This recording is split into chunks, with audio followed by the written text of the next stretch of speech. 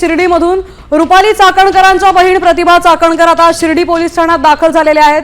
Ashok Kharat nominee असणाऱ्या 132 खात्यांच्या प्रकरणात चाकणकरांची आता चौकशी होणार आहे। समता पतसंस्थेत प्रतिभा चाकणकर आणि कुटुंबियांच्या नावे 4 खाती आहेत।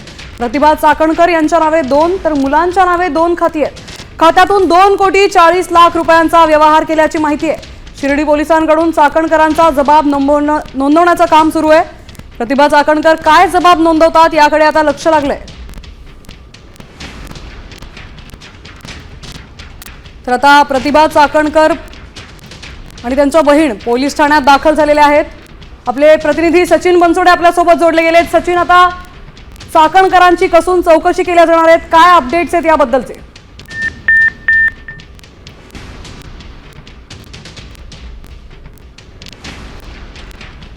सचिन, आता चाकणकर पोलीस ठाण्यात दाखल झाल्याची माहिती मिळतेय, काय अपडेट्स आहेत या संदर्भातले?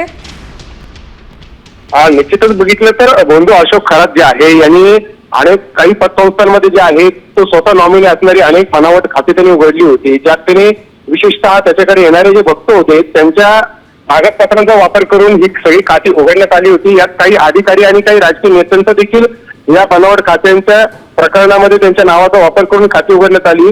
तर प्रतिभा चाकणकर यांच्या नावाने देखील 2 खाते आहेत, तर त्यांच्या मुलांच्या नावाने देखील 2 खाती या समता पतसंस्थेमध्ये सापडलेली आहेत। आणि त्याच अनुषंगाने शिर्डी पोलिसांनी जी नोटीस चाकणकरांना पाठवली होती त्या अनुषंगाने आता चाकणकर आज सकाळी शिर्डी पोलीस ठाण्यात हजर झालेले आहेत। सकाळपासून प्रतिभा चाकणकर यांची आता शिर्डी पोलिसांकडून चौकशी सुरू आहे, त्यांचा जबाब नोंदवण्याचं काम सुरू आहे। खरंच ही खाती त्यांच्या संमतीने उघडली गेली आहेत की बंधू अशोक खरातने देखील त्यांच्या कागदपत्रांचा दुरुपयोग करून परस्परी खाती उघडली गेली, असं सगळ्या चौकशी सुरू आहे। कारण 2 कोटीहून अधिकचा व्यवहार या सगळ्या 4ही खात्यांवरून झालेला आहे। त्यामुळे धन्यवाद आपण दिलेल्या सविस्तर माहितीबद्दल। तर प्रतिभा चाकणकर आता पोलीस ठाण्यात दाखल झालेल्या आहेत, या चौकशीतनं काय निष्पन्न होत आहे हे बघणं महत्त्वाचं ठरणार आहे।